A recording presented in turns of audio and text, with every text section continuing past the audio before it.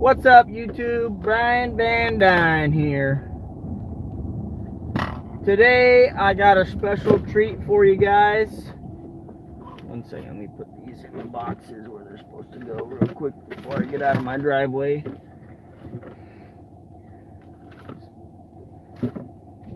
So the topic today of my live stream today is parts stores and your business. What's up, Jacob?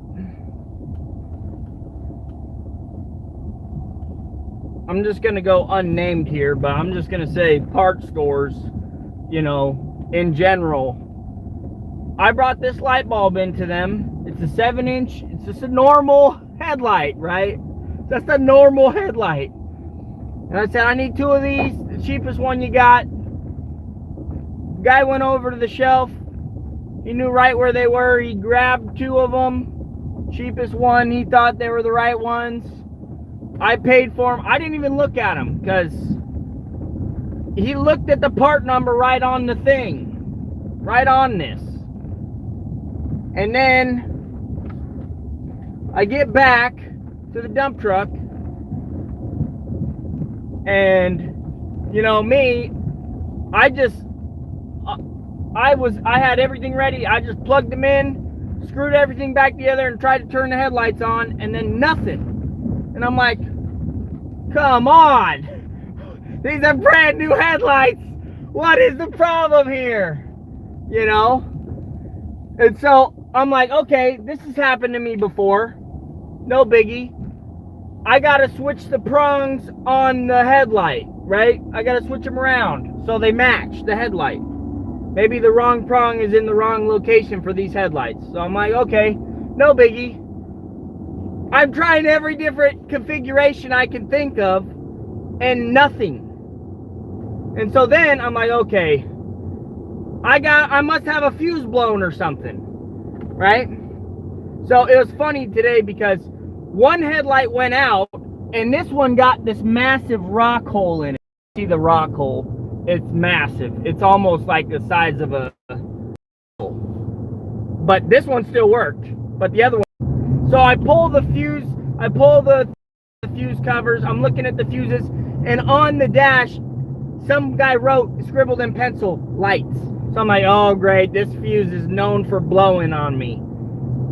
And I look at it, and everything looks normal. I'm like, okay, well, plug it in, put it back, nothing. I'm like, okay, so what's the next step? Go get a test light and a meter, a multimeter. So I go get a meter. I got 13 volts. Why ain't the light lighting up? I got 13 volts. On the tester it's showing I got the voltage. Why isn't the light lighting up? So then I take a closer look at this light bulb. This is the one they gave me. On the top, it's printed. It's got a little bit of printing. You guys won't be able to see it because the light. You can see it a little bit right there. These headlights are 6.4 volts. 6.4 volts. So for some reason, 12 volts don't light up 6-volt lights. So there you have it, folks. Part stores, they try their best, and they do a good job most of the time. Every once in a while, you want to grab them by the neck and just wring them, because they don't pay attention to the little things sometimes. And then it ends up costing you valuable sunlight, and they're only open until 9 o'clock. So, if your trucks get back at the end of the day, you're like, okay, one headlight's out. Yeah, I'll run to the parts store, grab some, and then I'll change them out. The driver's already on his way home. He's thinking I'm going to have that thing ready to rock and roll tomorrow morning. And here I am burning that midnight oil, trying to figure out why the lights aren't working because they gave me the wrong part. So there's never a dull moment in running your own business, guys. There is never a dull moment. Never. If it's not one thing, it's another. And you're just trying to rack your brain figuring out, okay, what's the next step? What's the next step? in diagnosing, okay?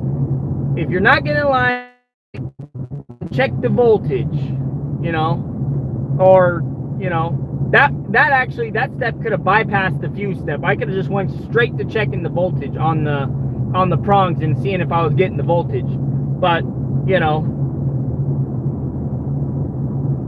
I wanted to check the fuses too, because you just never know, you know. So, man, this is like a little headache, you know. I spent 2 hours trying to change 2 headlights, you know, when it realistically should have took 30 minutes, you know, including the drive time, you know. So that's why it's taken 2 hours to change 2 headlights. You know, when I could have been eating dinner an hour ago, if the parts store would have gave me the right part. Now I'm out here driving, trying to get to O'Reilly's before they close, because the other parts store closes at 7. They're the ones that sold me the wrong part, so I'm going to be going back there tomorrow saying, hey man, you gave me the wrong light bulbs, and it cost me an extra hour and a half. I didn't get to eat my dinner till 9 o'clock because you gave me the wrong part, man. My dinner was cold when I ate it, you know. That's the things, you know, that really get you, you know. And the more trucks you got, the more it happens too. You're gonna find that out. That's the case right there. The more trucks you got, the more problems you got. The more. And if I would have been paying attention, see, this happens to me all the time. I'm not paying attention when I'm at the parts store. If I give them a part, I expect the exact same part back. But for some reason, I didn't even look at the box, because he pulled the part number right off the light, you know, and somehow he messed up and grabbed the 6-volt lights instead of the 12-volt lights. So it's just a little frustrating. I don't understand why it didn't light up. It should have burned it out, in my opinion. I would have thought 12 volts applied to a 6-volt light would have just, it would have flashed on and then boom, burnt. Yeah, what's up, Ryan? I got LED lights coming. I already ordered them. They're going to be here over the weekend. Mainly because LED lights are cool, you know, and I wanted to put some LED lights on that International to help spice it up a little bit. But, you know, this light had this massive hole in it. He had to have been falling too close to another dump truck. He was running pit to pit all day today. The only way you get a rock that big is if you're following too close to another dump truck. I mean, that's the only thing I could think of. You know, he was following his brother a little too close, and bam! What uses a 6-volt light? Exactly. Why does Napa stock a 6-volt light? That's what I want to know. You know, it's this Napa up here in Shelton. Another thing that should have been a warning to me. Here's another thing that should have been a warning to me. This box right here was already ripped and it was taped closed, right? So that should have been a warning to me right there, like, oh, somebody got the wrong light and brought it back because it was a 6-volt and not a 12-volt, you know? But how often? I don't know, guys. It's just one of those things that's kind of frustrating, you know, as an owner-operator. You know? You would think it would be impossible to happen, but it happens. You know, and it always happens at the end of the day when you're least expecting it, you know, when you get the wrong part, especially when they had a part number. They had the exact bulb he had it in his hand, you know. He should have just looked it up, looked at it 100%, you know, double, triple check. He probably double checked, but he didn't double, triple. You got to double, triple that, or else you end up pulling the wrong light. You know, so I was racking my brain. I was about ready to tell the driver he's only going to have one headlight, because I was about to put this one back in and then just run it with one headlight with the hole in it and run the other one. And then I looked at this and I'm like, brand new light bulb. It doesn't look like it's burnt out. I'm looking in there. It don't look burnt out. And then I look on the back and I see 6.4 V, and I'm like, 6.4 volts? Wait a second here.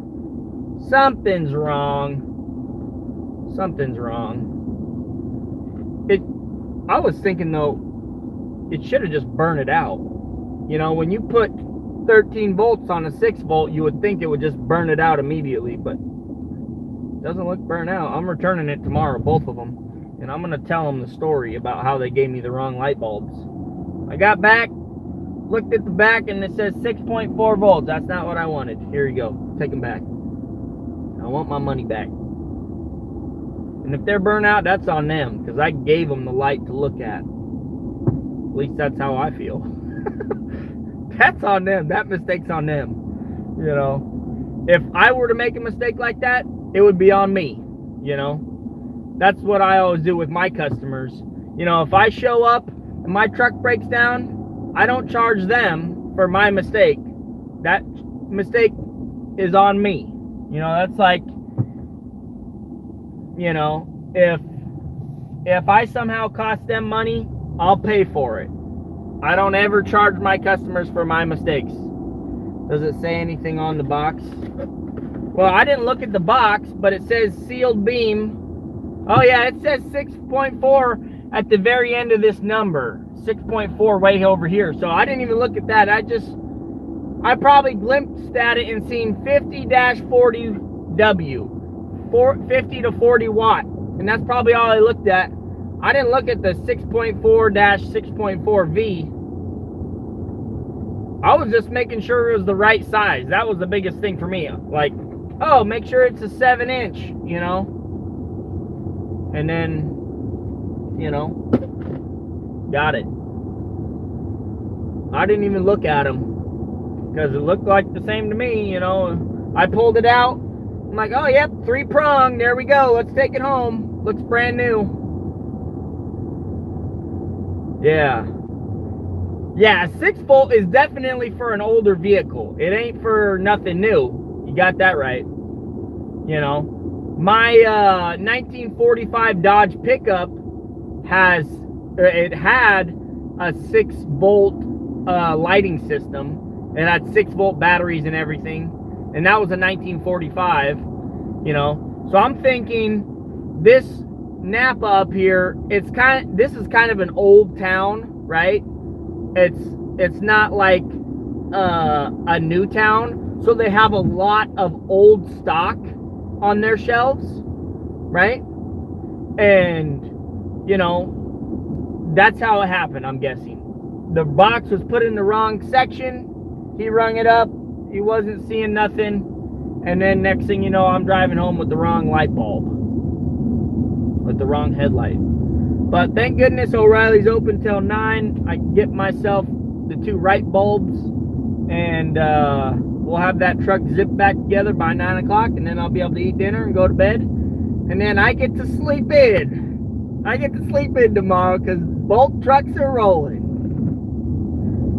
You know, I was supposed to be able to sleep in today too, but for some reason my body clock was like, 4:30, wake up, Brian, you gotta go run, you know. And then, so last night I had a little bit of an issue with my power steering on the new truck because I replaced the reservoir and I accidentally put power steering fluid in it when it's supposed to take ATF fluid, right? So the truck ran great all day, but then at the end of the day, it was starting to make a little whining noise. And so I'm like, oh, you know, maybe I put the wrong fluid. So, because when I looked at the fluid, it looked like motor oil, though. When I drained it the first time, when I first switched that reservoir, it looked like motor oil. I'm like, oh, this looks like motor oil or hydraulic fluid, you know? And I was thinking, oh, whatever. I'll just put this Lucas stuff in here in the power steering and everything worked great. It wasn't making any noise or nothing. So I figured, oh, perfect, you know. And then at the end of the day, the driver was having an issue. And then, so I worked on it till about 10 o'clock last night, trying to figure out what was the problem. And the problem is when I went to go switch the fluid, I got air in the system, and it was bubbling out of the top. You know, when you shut the truck off, the air would force the fluid out. And so I was thinking, I kept putting the wrong different types of fluid in there, and I kept asking my buddies, like, hey, what does they usually take? What kind of fluids, you know? Because when you buy a used truck, it's not like they give you an owner's manual and it says everything, you know? You just have to figure it out, you know? Or you have to have experience enough to know. And so I called a whole bunch of people and finally figured it out. Generally, they take motor oil or transmission fluid. You know, two of the guys said they put transmission fluid in, and one of the guys said motor oil, you know. But on my Detroit, it actually takes power steering fluid. It doesn't take anything else. It actually takes power steering fluid, which, you know, so that's why I didn't think it was going to be an issue with that truck, but it turned out it was an issue. Or when I changed the reservoir, there was some air in there, and it finally worked its way into the pump by the end of the day, and that's when it started making the noise. But anyways, yesterday I didn't get to sleep in because of that, so then I woke up early because I was stressed, and I'm like, oh, I hope I was able to fix it, you know. At the end of the day, it sounded like I had it fixed, but it seemed like when I would first start the truck up, the steering wheel would whine a little bit, and you'd wiggle it, and it would whine a little bit, and then it would go away. So I was like, you know, when my driver came in at 4:30 in the morning, I was awake, and I was like, hey, man, just text me how the day goes, you know, just let me know if, and I told him, I gave him some instructions on the power steering. I had a little container of ATF fluid in the truck, and I said, you know, don't add any right now, because if you do, if you shut the truck off, it's going to overflow. It'll just push it out the top. But I said, at the end of the day, after you work that thing the whole day, you can add a little bit, just a little bit, or it's going to overflow, you know. And he did. He waited the whole day, and it didn't make a single sound the whole day, except for about halfway through the day. He said, hey, man, it's starting to whine a little bit. I said, okay, you can put a little bit in, just a little bit. You know, don't fill that sucker all the way up to the hot or whatever, you know. And he's like, okay. So they put a little bit in, noise went away, perfect, rolling, you know. And then I got home with the lights, and now the light was an issue, and now I'm staying up late again tonight trying to figure this out, but I figured it out. They gave me the wrong lights, so anyways, guys, I got to go into the parts store. Thanks for tuning in. Don't forget to pound that like button and pound that subscribe button, and share this on your social media site of preference. And I will catch you guys on the, well, let me catch up with these comments real quick. Does it say anything on the box? The parts guy's job. My buddy had a 52 Chevy with 6 bolts. The International has a nice interior. I didn't know it had a back seat. Ha ha ha. A back seat? What do you mean? This ain't no back seat. This is our Ford Escape. I didn't take the International to the parts store. So I'm going to take this light bulb in and make sure that everything looks the same. It's got a big hole in it. You guys can see that's a massive hole. And he was running pit to pit all day, so I think he was following a little too close to his brother. And it tossed a rock right into that light bulb. These are glass too, so that's the sucky thing about these glass ones, is a rock will destroy those things.